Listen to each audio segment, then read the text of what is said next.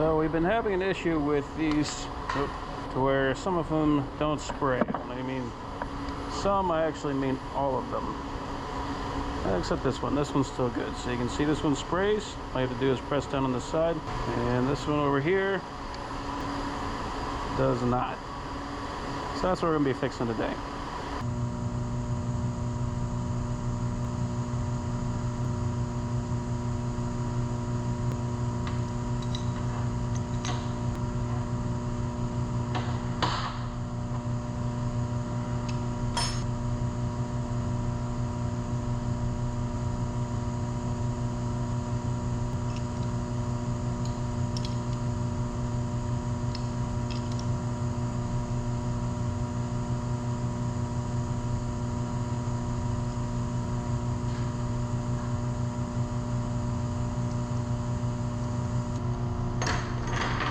So the first thing we do is close the water. And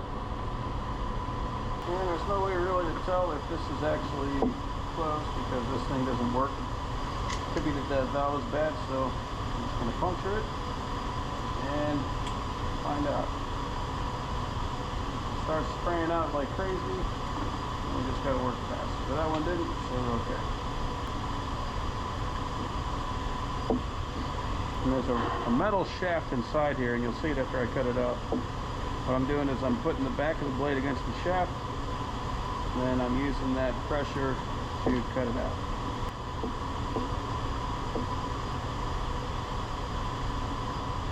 I'm going to put a hose clamp on, try and get them all going the same direction so I can hit it from the right, and then mash the new gun in. And I want this so that when I'm spraying, the handle is going to be up. So you can kind of rotate it now. So I'm just looking at getting it in an orientation to where when they're holding it against the roll, that'll be up.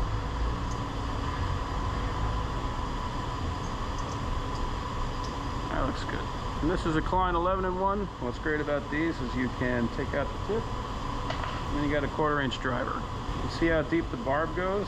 I want it to be right around in the middle. If I can hit those two ribs on this barb, then that'd be ideal. That looks about good. So I'll tighten it down there.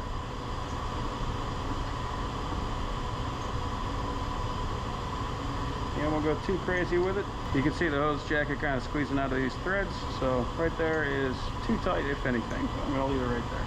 Now I'm going to turn the water back on. You just crack it. And we got water. And we'll go on, do the rest of them.